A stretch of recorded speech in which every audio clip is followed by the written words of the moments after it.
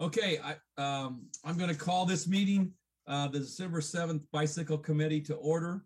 And we've got on the screen with us, we've got Miranda, Andy Potts, Phil Group. Was that me? I don't think so. Okay, we'll try it again.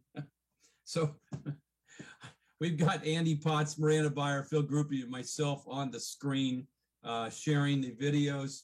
I've already called it to order. I'll take a motion to approve the minutes from October 5th of 2021. I'll make a motion to approve. Second. Approved, motion by Andy, approved by seconded by Miranda. If there's no further discussion, all those in favor signify by saying aye. Aye. Opposed, same sign. Okay, Phil, we're good to go. Right.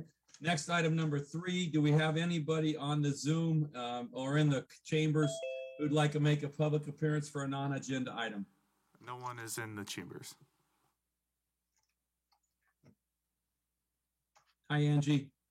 Hi there. Sorry, I'm late. Technical difficulty. No problem. We already went ahead and started. We are on. Is that me? It'd be weird for it to be feedback from your own. But it's never happened to me before. So it's if it keeps going, I'll call out and dial in. So we're on agenda item number 4 on the agenda, and we're talking about bicycle related events in and around Fitchburg. So Phil, the floor is yours. Sure. Go ahead and share my screen real quick. There we go. Didn't have a lot coming up here, not surprisingly, being winter and all, but we did have 2 things that I threw on our in the packet here. One is the Santa Cycle Rampage. They do this in Milwaukee and Madison. I don't know if this is an annual thing, but it's the first I've heard of it. Just dug it up a couple weeks ago.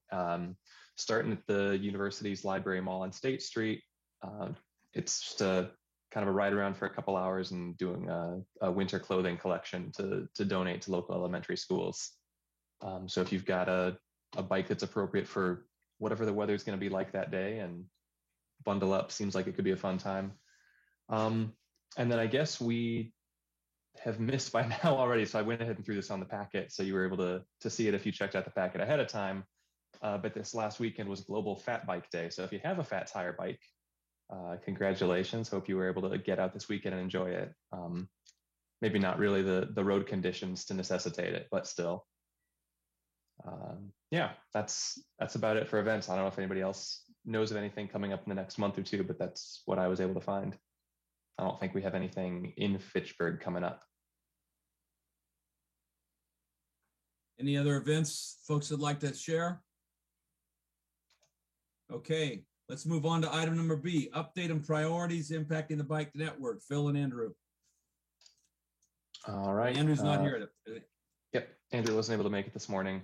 Okay. This is also a little bit quicker one. Again, unsurprising. We're into the winter, so there's a little bit less going on. But mostly it's just a continuation of things that we have already been discussing in recent months.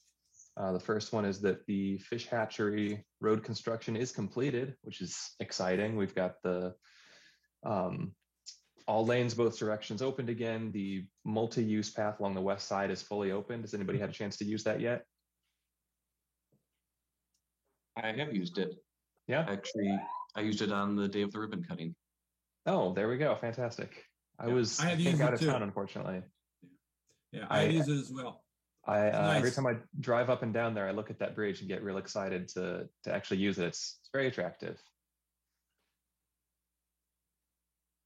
Yeah, so that's fish hatch is done after a 2-year process. Throw in the planning and notifications, and it's been even longer than that. So nice to have that completed, both phases of it. South Cheyenne Road, no major updates here, though the one thing is that there's been discussion in the past few months about the treatment for the intersection here at East Sherrill Parkway in Cheyenne. There were a couple different possibilities for that intersection, either just leaving stop signs, doing a roundabout, a signalized intersection, or even Andrew had proposed a protected intersection. Council decided to go with just a standard signalized intersection. So that's what they're going to be throwing up there at East Sherrill. once they go through that South Sain project starting next year. So I don't think there's any big surprise there. I think there had been a little bit of interest in getting that protected intersection with kind of some separate through lanes for bikes and pedestrians. I don't know if there was anything beyond the cost that was part of council's deliberations, but they elected to not go with that one. I know it would have been more expensive. I don't think tremendously so, but I don't know yeah. So pretty standard treatment there. I don't think anything that'll surprise anybody or make it difficult to get through. At McCoy and County Highway MM, that rework is still scheduled to begin summer of next year. We've received bids on the project, have not yet chosen one, but in the next couple months, Andrew's going to put together a resolution for council to select one of the bids. We've again discussed this project at pretty great length. There's going to be most likely, I believe, a slip lane for northeastbound traffic coming onto South MM. The Capital City Trail that currently kind of comes along the west side of MM and then goes across at Clayton Road is instead going to cross right at McCoy and then come along the opposite side of MM, just so cyclists and anybody using that trail is able to use a signal to get across instead of just waiting for a break in traffic. So that should be a big improvement for safety and just ease of use. There had been plans to include a buffered bike lane on southbound MM and possibly make that kind of existing spur of the Cap City Trail part of some bike infrastructure going south along MM. It sounds like there is a new development in this area here. So I believe they're kind of waiting to see what the developers' plans are, because I think they're also potentially going to be handling upgrading the road. So depending on what goes on with that development, with the developer, there are hopes to expand the bike infrastructure, the bike lanes going along MM, but we'll just have to we'll have to wait and see what goes on with that conversation, and I'll talk with Andrew about when that decision is being made and by whom, and if it's something that the bike committee is able to have some input on. Phil, a question before you move off this project. At one time we heard at one of those meetings that the bike trail was going to stretch up through the woods there and not go down Clayton Road. Is that still in play, or I know it's Dane County, but yeah, so I don't know the status of those talks. So if you're not familiar, what Mark's talking about is right now Cap City Trail really just skirts along the edge of East Clayton. There had been discussion about making this more of a direct throughway. That would be a longer term plan. I'm not sure what the status of those talks is. I can check on that with Andrew. But yeah, I do believe that's county land. I'm not 100% positive. But yeah, that wouldn't be part of this reconstruction. That would be a down the road development. And there had been one other question. I know I got this from a community member that came to City Hall a few weeks ago. I don't remember if it was discussed among bike committee members, but there had been a question about the temporary signal that was put here at this intersection and then was removed. So eventually there are, part of the reconstruction of this intersection is adding a permanent signal. This summer, as part of the Highway 14 overpass reconstruction, there was a temporary signal put in here by the county to kind of help ease traffic through all the rerouting with that construction. So because that was a separate project done by the county, that signal was not part of our ultimate redevelopment. So that's why that signal was there for a few months and then disappeared. And then we are going to put one back again when we do the full intersection redesign, but that was never intended to be left there permanently. And then just kind of as per usual, a little overview of some of the other upcoming projects. Some of it is, all of this, I believe, is repeat from previous meetings, with the one exception that Andrew said that they're starting to evaluate potential 1 to 3 year projects for infrastructure gaps. So as we get into CIP budget discussions for 2022, that's probably going to be something that as the bike committee, it would be good to talk about maybe what is seen as a higher priority for closing bike infrastructure gaps or expanding the bike network, where there hasn't been discussion about that. I think what I will probably do is for the February agenda and possibly also April, maybe have kind of a multi-stage discussion about this, is ask everyone to kind of review the 2017 bike and pedestrian plan and also the bike related transportation sections of the 2019 comprehensive plan update. I think it would be good in February to hold an initial discussion and again extend that into April if we need to about what would be the most useful areas to fill in gaps in our current bike network. I think that it sounds like Andrew's going to be looking for feedback on that, and so I think getting a little bit of time to prepare and kind of coordinate on what to advise to Public Works would be helpful. I would certainly like to be part of that. I see a lot of gaps out my way that are being ignored. Bill, a suggestion too. When we did the 2017 plan, the consultant that we used had set up an online map where cyclists, pedestrians could go out and tag spots on the map. So it was like an interactive map, and that's where a lot of the recommendations came from. There's really no reason we need a consultant to do that. We could just do it through Google Maps. So maybe that would be a suggestion to say, could we have just a Google map of the city and advertise it for cyclists to go out and say, here's where I think there's a gap as well. Interesting. Yeah, that is something I'll check with a couple people on that. Might want to do kind of a SWOT analysis on that. Sure. I'll see if I can find the link to it. There's a similar one on the Madison area bike group. It's primarily used for people to identify like construction projects and where there's temporary problems. It actually came out a few years ago during all of the flooding, so people could say, hey, this bike path's underwater, you can't go there. And it's kind of a community alert message board sort of a thing in some way. Okay. The same technology could be used just to, you could drop a pin down and say, there's a gap between this street and this street that I find difficult to navigate. Yeah, I'd be interested in seeing that. Bill, I think all these points are well taken, and I think it's important that we get a list from Andy that says, you've got it here in verbiage, but put it in a bullet so one can get a sense of what's happening, then put it on this map that Andy's talking about, and then we can see where those issues are. Because I think, again, we had part of last year where things got out of the box before we were talked to. And I just want us to be certain that we get a early handle on it versus a later handle.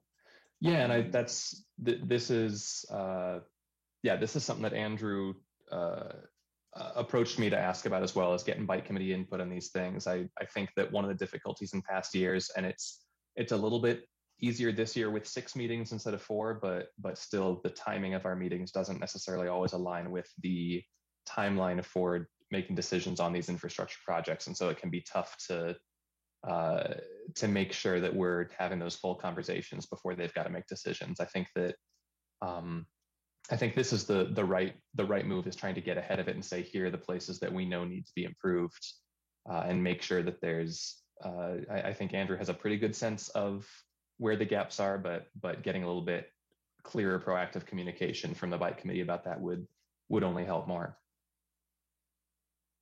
I certainly, for one, would be more than happy to have a I don't know, maybe we can't technically just have him send a couple emails out if it's between meetings and say, hey, can you guys weigh in on whatever it might be? I don't know that we have the ability to do that within the structure of the committee. Because I think that might be considered more akin to an official bike committee action, and that would have to be done publicly. Right. That's kind of what I think you're right.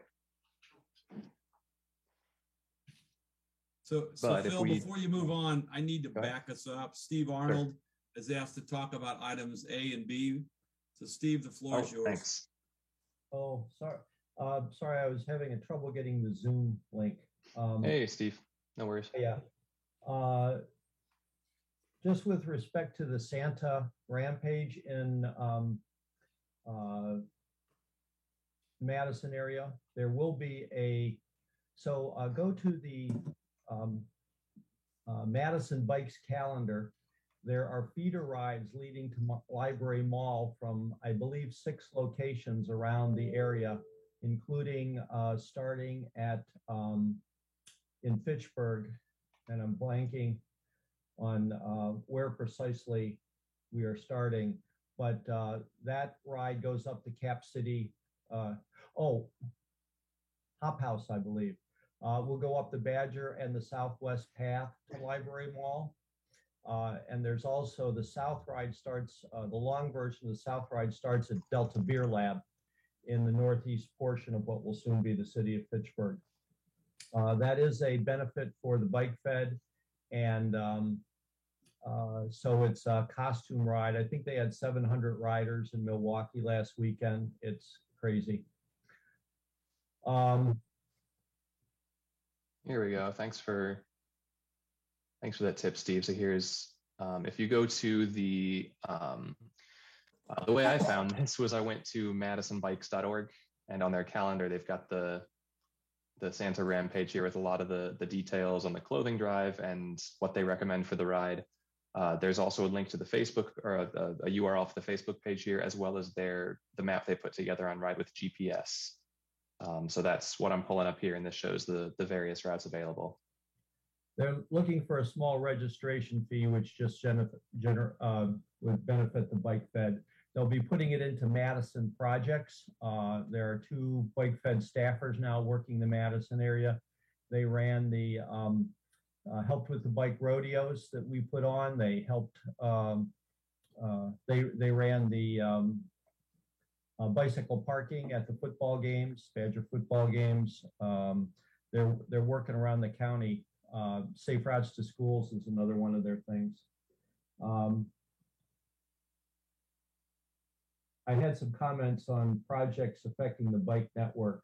Sure. The Bike Fitchburg took an official position of supporting the protected intersection at East Sherrill and South Sayin. Unfortunately, the council, we were not aware of this. Council had already voted to go with the conventional intersection. I talked to Kim Lobdell at the Fish Hatchery opening about it, pointed out that it would have been the 3rd protected bicycle intersection in the country if it were built today, along with one in Utah and one in California. Was wondering if she had, she felt like her firm had the internal expertise to take on a project with that high a profile. The other 2 were designed by Tool Design, which has an office in Madison.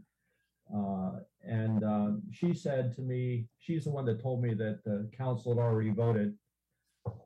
I don't know whether the roundabout or the stop signs got picked at 9 Bark and Central Park Place, Phil. Do you know? I don't. Or did the council not take action? I haven't heard whether they made a final decision on that yet. Yeah, Blake Fitchburg is supporting the mini roundabout for safety and traffic calming and speed reduction reasons. Anyway, back to the protected. She said that she thought that there were opportunities, better opportunities around the city for protected intersections. And so we should continue to push for that. That will be a real feather in our cap if we can get a protected intersection anywhere in Fitchburg. On the slide that you just had up,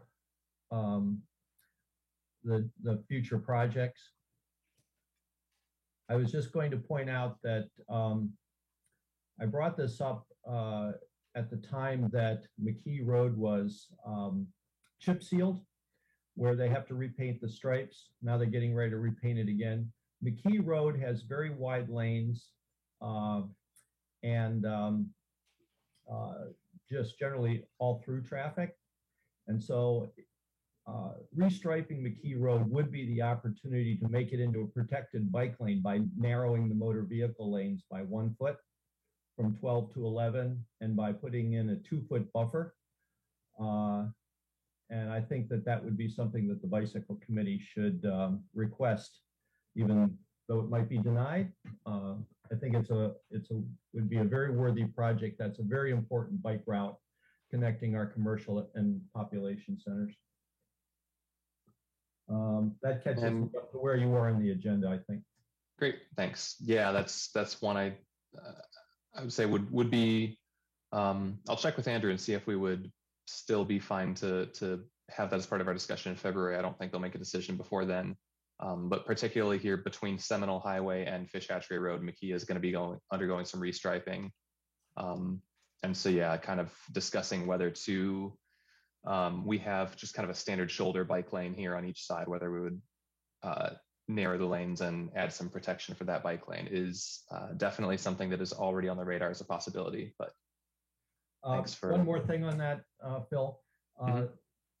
One of the concerns there is that the lack of a multi-use path on the north side of McKee Road through much of its length. There's a sidewalk on the south, but that would not be safe for bicyclists. The fact that there is no multi-use path there on the north side is another reason to support the buffered bike lanes. Yeah, I haven't checked out the Strava heat map that Andy shared with us a few months ago in a little bit, but my recollection is that the traffic on McKee was quite a bit lower than, say, on Schumann Road, east-west, kind of going towards McKee Farms Park. I suspect that's probably a pretty major reason why that this is the only bike lane here. So that would, yeah, if there's a way to add a little bit more user-friendly bike infrastructure there, that would be great. All right, thanks. I think we're caught up then, Mark. Let me unmute. I was trying to coughing on you. So now we're into the Seminole Highway update, Andrew or Phil. I'm sorry. Yep, and I believe that's another one that. No, we're up to Seminole, and that's another one that Steve had registered to speak on. I don't have anything to share here. Well, I'll bring one up that's kind of tied to this. Is that Andy had asked a couple of weeks ago about these stop the flashing light signs. Do we talk about that over here? So that's what this is, and yeah, I'll give a quick overview, and then Steve, you would register to speak on this, so we'll give you a minute or two there. This should be a pretty quick one. Andrew came to the bike committee in both, I want to say, July and September. Maybe it was April and July, talking about these RFBs. So because of the addition of that Badger State Trail bridge over McKee Road, we had some flashing beacons at McKee and the Badger State Trail that weren't needed anymore. So Andrew was evaluating, or the Public Works Department was evaluating where those beacons should be placed instead. And the top candidates, based on just their traffic counts, were along Seminole Highway. Capital City Trail was the one spot on Seminole that they had a high enough count that they felt merited it. The tough thing there is Cannonball was closed for a bit for construction of the bike roundabout, and so they weren't able to get a full count of traffic there, but the sense is that would probably also be a strong candidate. What we have right now is enough beacons and posts to signalize one of those two crossings, and so I think the Cap City Trail would be the priority between the two. But I think it's also, there's potentially going to be room in the budget next year, the equipment budget from Public Works, to purchase enough extra lights and posts that we could put beacons at both the Cap City Trail and the Cannonball crossing. So that's kind of where things are at right now. Andrew submitted the idea to council and is waiting their feedback. I think he's expecting that to come back early next year. And then once he's got the go ahead, we'll start working on pushing that forward. Steve, do you want to add anything in? Yeah, back when the capital city, or when the Badger RRFBs were installed with cooperative county and city grant, at that time, it was stated by the mayor and the county executive that this was a step and that the long-term plan was for an overpass, or at that time, a tunnel was the favored option. But that at that time, it was planned that they would go to the Cannonball and the Cap City trails on Seminole Highway. I do think that Cannonball is a busier route, and much of the traffic when the Cannonball went in was drained off of the Cap City between the Capital City connector and the roundabout, because so many people use that route for transportation. And so if you're not looking for hill work, it's a much flatter way to get to the same place. The amount of equipment that we have is enough for both intersections except for 2 RRFBs. We have enough posts, trombones, posts to hold the signals, the buttons rather, but we need 8 RRFBs and we only have 6. So I think for the small incremental cost, the bicycle committee should definitely recommend that both be done simultaneously, and that the 2 additional RRFBs on the core in the area of hundreds of dollars should be spent to do both intersections. That's all, unless there are questions. Okay. Oh, you're muted, Mark.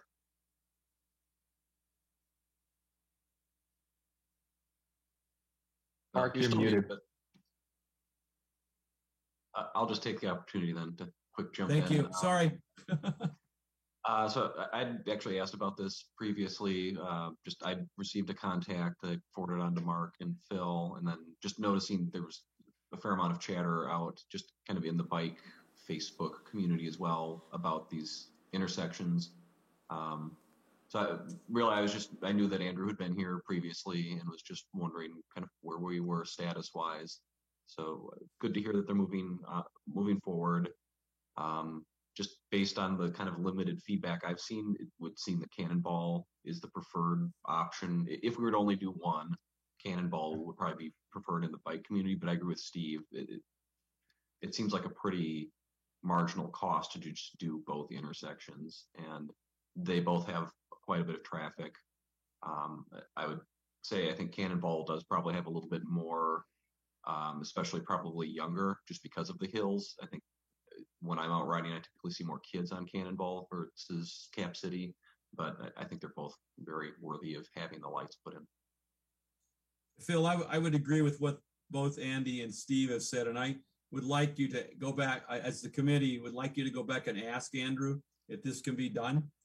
Because again, that's what I had heard before, was that we had almost everything to do too. And if they're going to be down there installing, it makes sense just to go ahead and do the second one. Mm-hmm.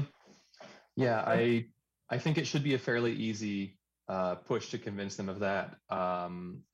I think that technically they do have enough posts right now to signalize both of those, but I think Andrew is hoping to get both the vertical posts for beacons and also kind of the long arms over the road at both sites. I'm not sure that we have enough long arms right now.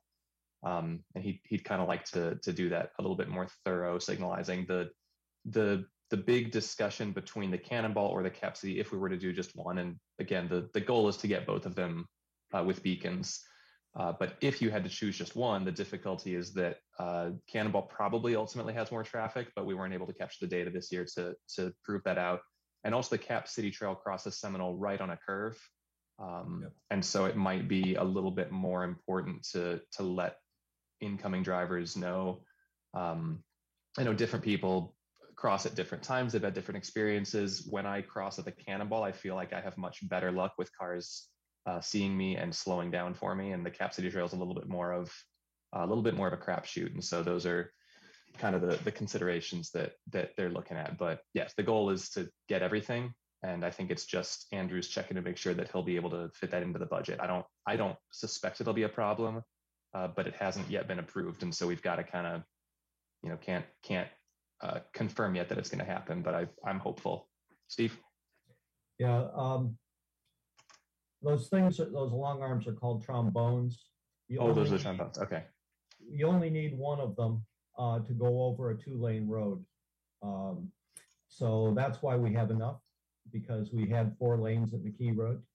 And wanted to just point out that the labor is the only thing that you have to do is you have to pour the bases for the posts. There's no conduit required because they're solar powered and wireless. The other thing I would point out is sometimes it's nice to have a stretch goal so that the council can say, okay, well, we're doing part way.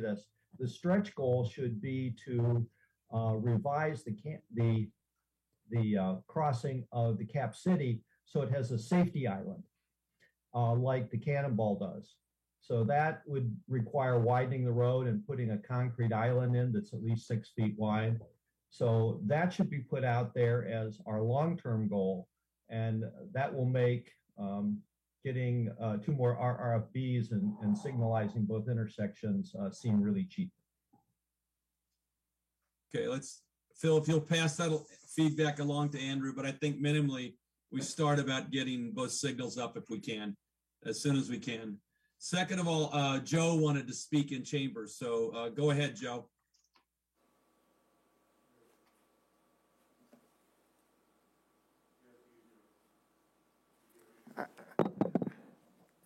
Are you talking? Hi, Joe. I had a note from Andrew that you wanted to speak, so. Oh, no, I'm just trying to see if I'm connected to the system. You're there. We see you. I don't see me Okay. though. Okay. All right, let's move along, Phil. Bicycling grant opportunities, please. All right. Threw a note in the agenda packet, a memo in the agenda packet about this. I don't think I need to share it up on the screen. I spoke a couple times this summer about available grants for bike infrastructure improvements, and just wanted to give an update on those, as well as information about a third that I've been notified of. This summer, I applied for a Dane County Park and Ride grant program for Fitchburg to help with the construction of a bike playground at the planned North Fish Hatchery Hub. We have not yet been formally approved. They had quite a few more grants than they had available budget for. So with this year's funding, they approved several other more immediate projects and kind of put us on the back burner. But the communication I received was that they're planning to ask for additional funding next year for this Park and Ride grant program, and they're just kind of hanging on to our application. They hope to fund us. It sounds like, unless for some reason they're not able to get the budget they requested, it seems like we're going to get the grant that we requested this year in 2022 as we get into the design and initial construction of that project. So we're not yet approved, but that one looks really promising. That would be pretty significant. It would fund about 50% of what we're estimating is the cost of that bike playground. I also applied for the same project, a grant from People for Bikes. You may be familiar with Places for Bikes, puts out some reviews every year of cities' bikeability, similar to the Bike League's bike-friendly communities, but a little bit less well-known, a little bit less of a kind of formalized rating system. But associated with that is also the People for Bikes website and nonprofit. They have a community grant program that funds up to $10,000 of a project as long as it's less than 50%. They did not. So you submit an initial idea for your application, and then they'll select a group of people to submit a full application and then make their decision. For the bike playground, they did not ask us to submit a full application. So that's typically a biennial. Biannual. It's typically a twice a year grant program. There haven't been dates announced next year for the People for Bikes grant, but it's certainly something that I'll continue to keep as an option for submitting for funding in the future. Odds are, well, they advise that if you're not selected to submit an application for something, it's probably not going to get funded. So I wouldn't try that again with the bike playground in the future, but certainly other projects that we would pursue, I'd consider submitting for that grant again. The third one is at the end of January of next year is the deadline for the Wisconsin DOT's Transportation Alternatives Program. That's a little bit broader. So there's a lot of bike infrastructure projects that could be, that we could apply for the Transportation Alternatives Program. They also fund environmental remediation, pedestrian improvement following standard road infrastructure improvements. So it's a much broader grant program to kind of help either create alternative transportation infrastructure or kind of clean up and improve infrastructure that's already there, with a minimum project cost recommended. So if we're looking at infrastructure, then the project should cost at least $300,000 total. If it's non-infrastructure, $50,000. So that could be, I believe they also fund like education efforts, design and planning. So that's one that there are several good candidates, I believe, for the TAP grant program next year. And I'll be speaking with our city administrator, Chad, about that. I'll talk with Andrew about it. I don't think the bike playground would cost $300,000, and we've already got half of that funded, so I wouldn't apply for that one. But certainly there's some other things that we're looking at, among them the bike share program that we've talked about, that if we're going to move forward with a pilot on that, I think that could be a good candidate for us to try to apply for some grant funding from the Wisconsin DOT. So that's where we are with funding right now for bike stuff. Bill, I like to ask a request. Can you forward that letter that came from Angela Kinderman about that grant? Because one of the things about this is Waukesha last year got $400K for their bike sharing network. Wauwatosa, I believe. Oh, I'm sorry. Yes, Wauwatosa, my fault. Yeah. And they were already participating. I think they already had a small network with Bubbler. Does that sound right? I think that was what Angela said. Okay. So this was more of a complete, a fuller expansion of their bike network with, I don't know if they stuck with Bubbler or went to B-Cycle. Right. But there is definitely, there's precedent for them funding bike share programs. But I think it's important we get on this, and we'll help our own network. So anyway, if you want to pass that back to them, or I can, either one, I think it'd be a good idea, because we got to hustle on this. It's the end of January. I looked at it. It's got to be filled out by the city as I look at it, but I think it's something we can go for, and we should try. All they can do is tell us no. Yep. And I looked at, I didn't look in detail yet. I scanned Wauwatosa's application that Angela forwarded over to us, and it looks, I mean, certainly they're looking for a thorough explanation of the project, its purpose, how it's going to make a difference in the community, but I think it's very doable in the amount of time we've got available. And Trek has offered to help fill this thing out, because they helped the folks to our east. So thank you for this. I think it's a great idea. I'm going to keep the meeting going, kind of move us along. Mark, there's nothing else about bicycling grant. Yes, Andy. Two things. One, I'll be seeing some of the TAP people tomorrow. So if you have any immediate questions, forward them on to me. I can try to get quick answers. Sure. But two, previously I know Angela had applied for a GEM grant, a joint effort marketing grant from the Department of Tourism for biking, and had not been successful in getting that. But I'm wondering if at some point in the future, is that something that we should reconnect with Angela just to see why they weren't funded, and that would be a possibility. It doesn't really help us with infrastructure, but just kind of on that bike tourism and bikeability, kind of promoting the culture, it would be a good fit. Yeah. I'm talking to her tomorrow, Andy. I'll ask her. Okay. I'm sorry, Phil, go ahead. No, I was just, that's a great one. I didn't know about that grant. That would be really helpful for some of the things we've talked about. I'd be curious to hear why, if she was told why it wasn't successful, and certainly help us strategize how to apply going forward.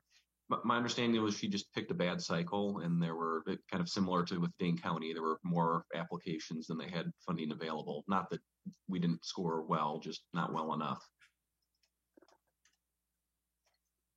Okay. Well, I'll be happy to follow up for the committee. Yes, Steve. Yeah, on the GEM grant, Bike Fed did get one for promoting statewide over $70,000. So they might be somebody you could consult with over at the Milwaukee office of the Bike Fed as to what they're doing to for that 70,000 plus. On TAP, it's been the Bike Fed's work to, and the Bike League nationally, to increase the amount of TAP money available. And the infrastructure bill has dramatically increased TAP. I think it's more than doubled. So that funding is there. And for TAP, we should be thinking big, things like side path along the McKee Road, like connecting the Oregon Rotary Trail to the Badger State Trail. These are the kinds of money that can build bridges over highways and can buy real estate that's needed for trail connections. So statewide, we're looking for TAP money for things like connecting the Glacial Drumlin Trail to the Madison Bikeway system. So think big for this, and we'll need not only Phil, but also the entire Public Works Department pitching in and really getting behind whatever idea we put forward. Okay. All right, let's move along. Bike share update is the next item on the agenda. Phil? Yep. Again, another one that we've discussed in the past. Just kind of wanted to give a quick update. Mark, I think you can probably add some context as well. We have continued speaking with B-Cycle and the Bike Fitchburg and the Chamber about a bike share pilot in Fitchburg. So this is something that we have discussed at previous meetings.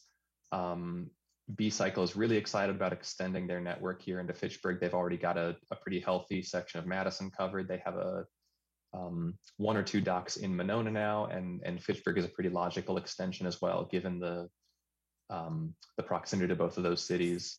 So we had a call with a couple representatives from B-Cycle last month, I believe, maybe October, about kind of their vision for a B-Cycle expansion into Fitchburg. And I think that it seems like it would largely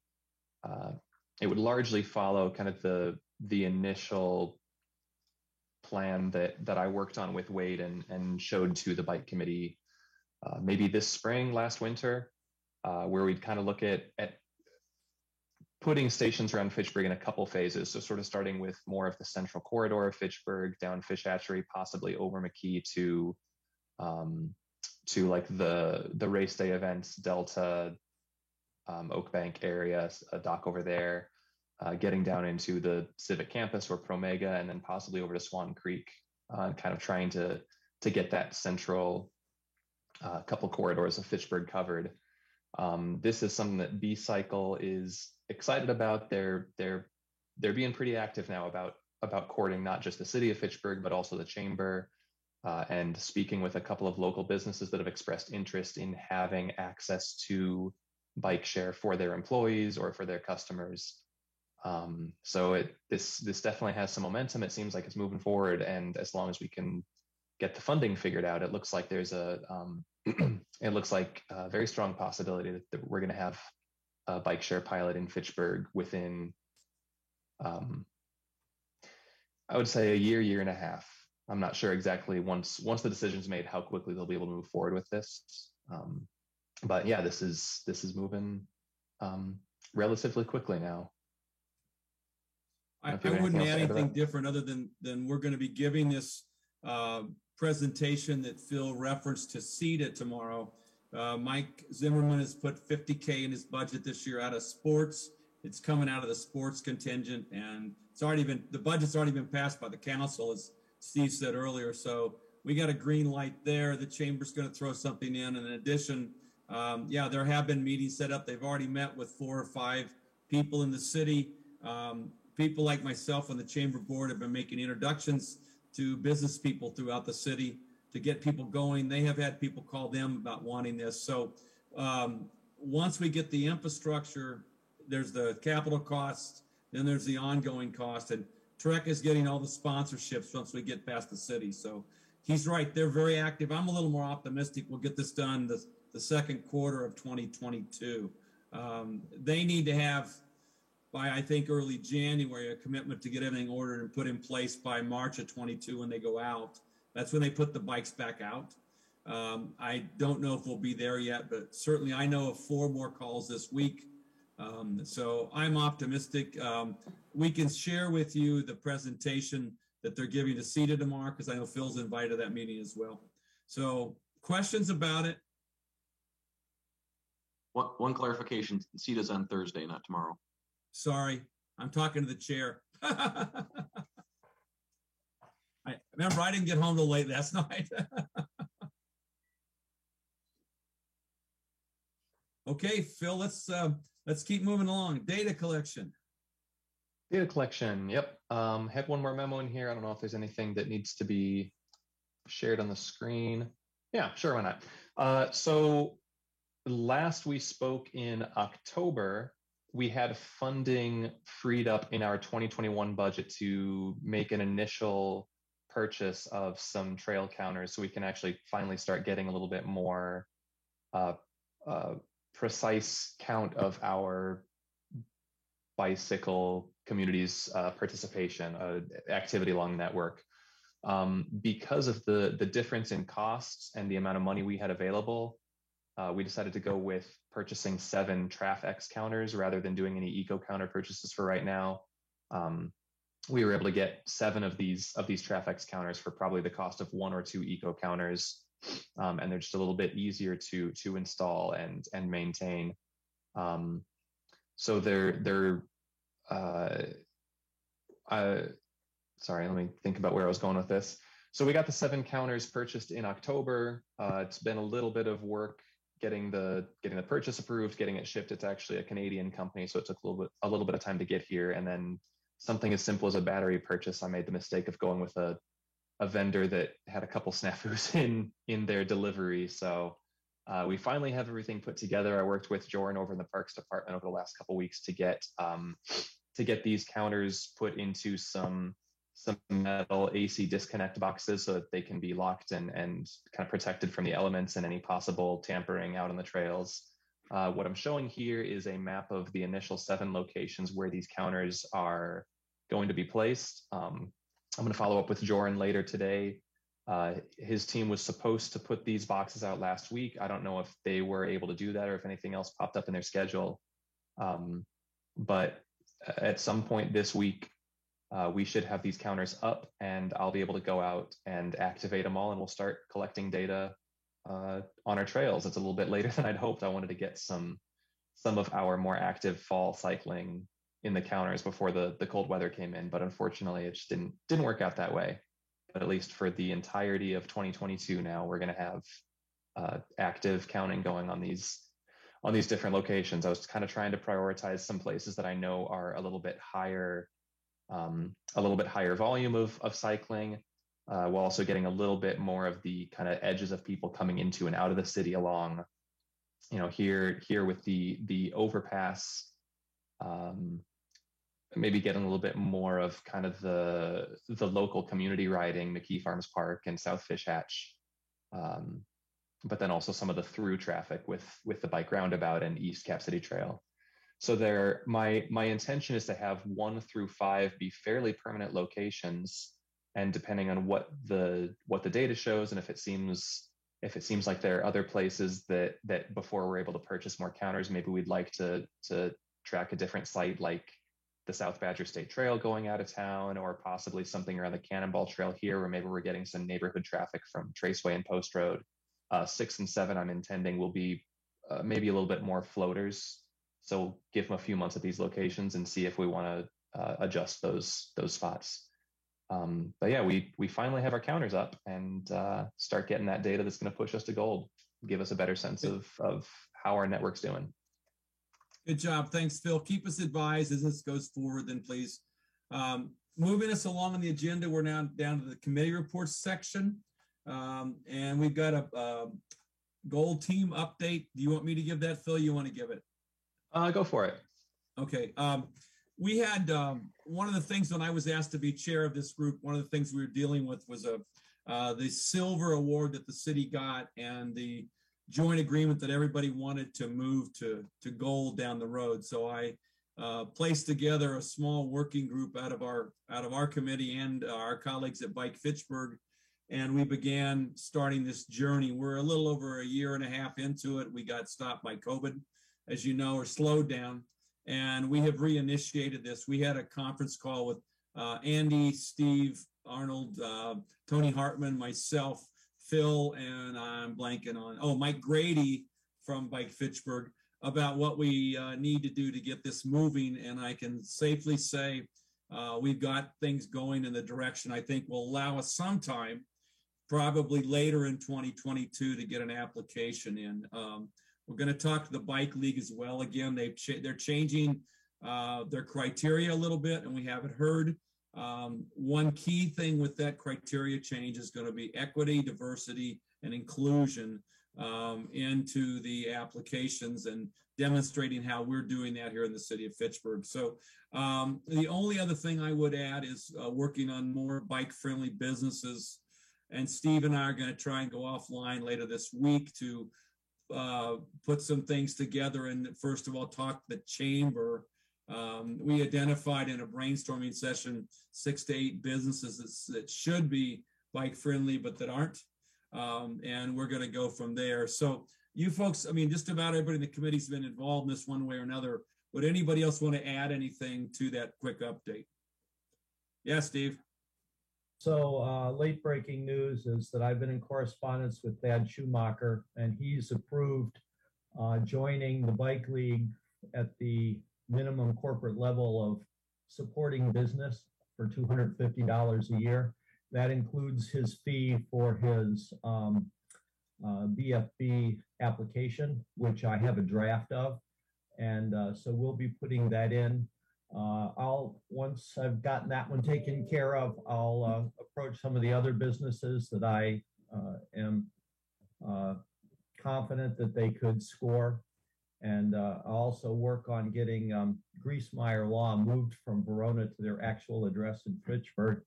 But the deadline for bicycle-friendly business applications next up is March 22nd. So we should be able to get a few in before then.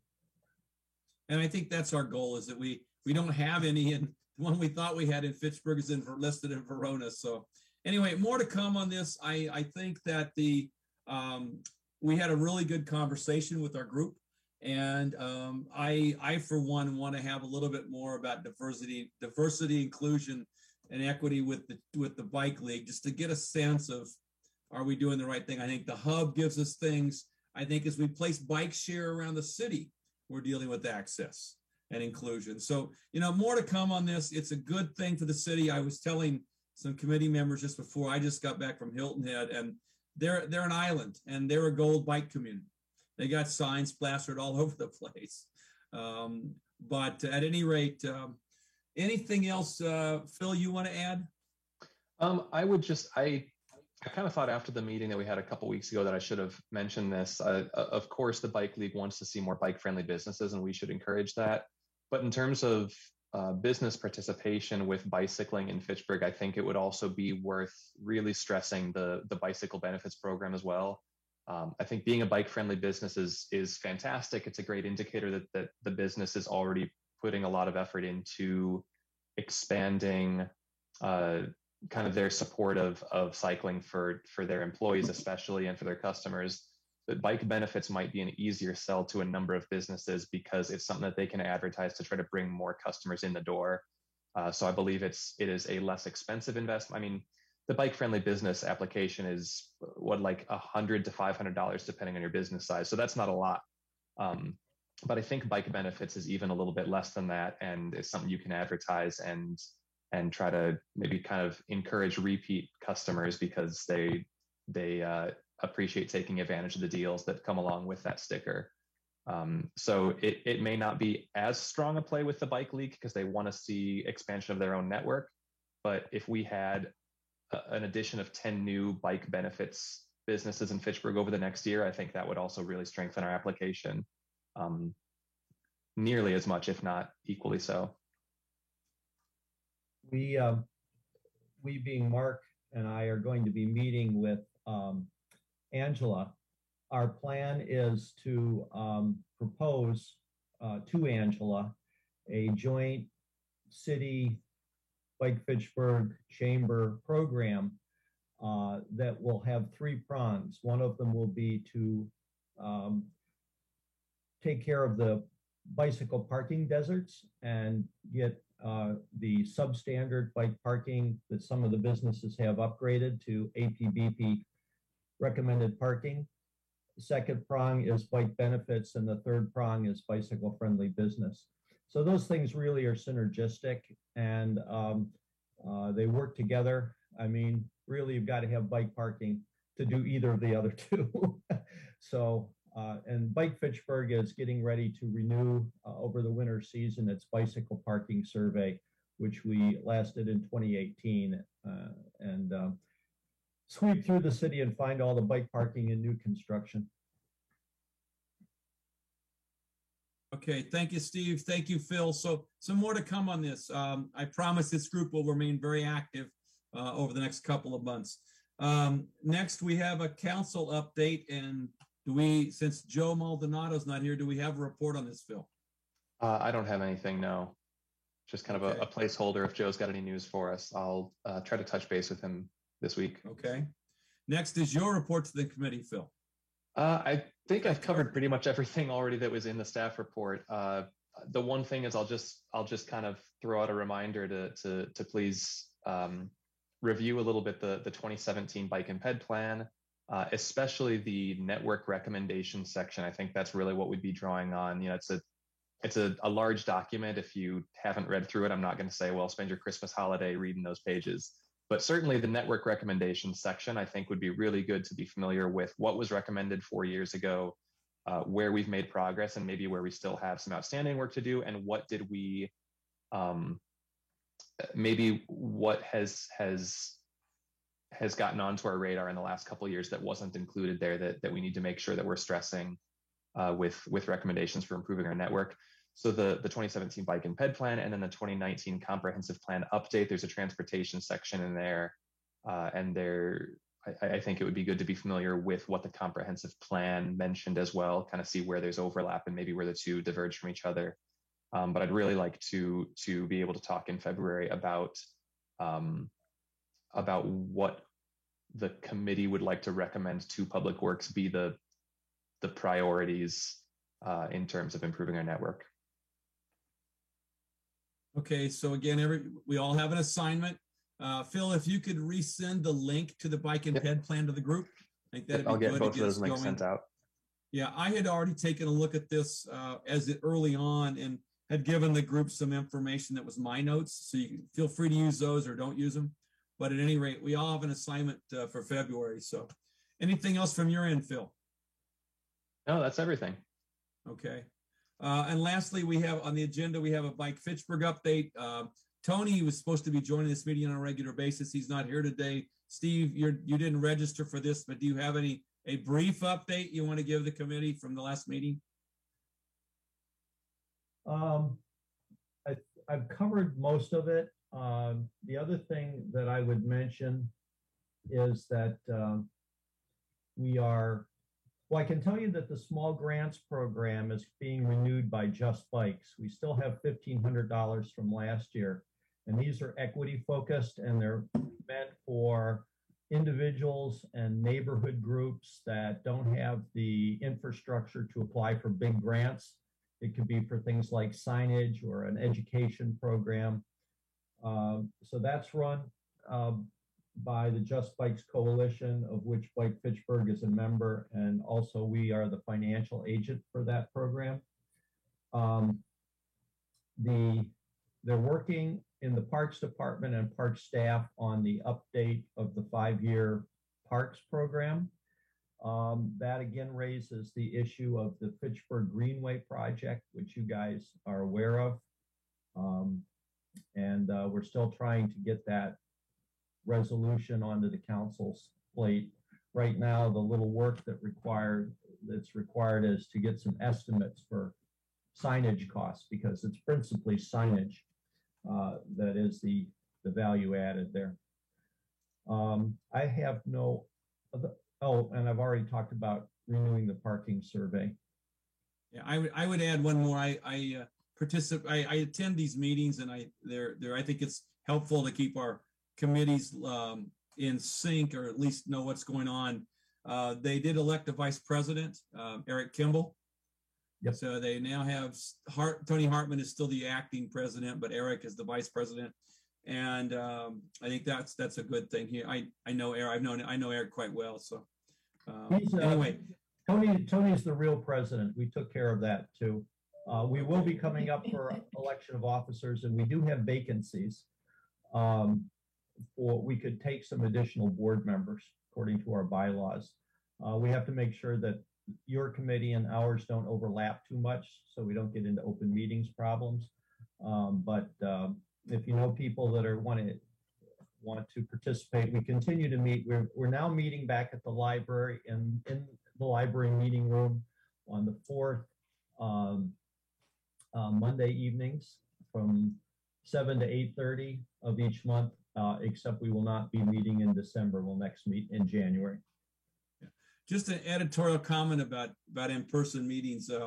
Talking to working in healthcare 40 years and still not knowing some providers, people are going back to Zoom meetings. This stuff is spreading like crazy right now. And so I know we're still meeting Zoom, and I'm assuming I'm leading this into our closure here, Phil, that our next meeting's in February, and I got a sense we're still going to be Zooming for a while. I know the chamber just moved theirs back to Zoom.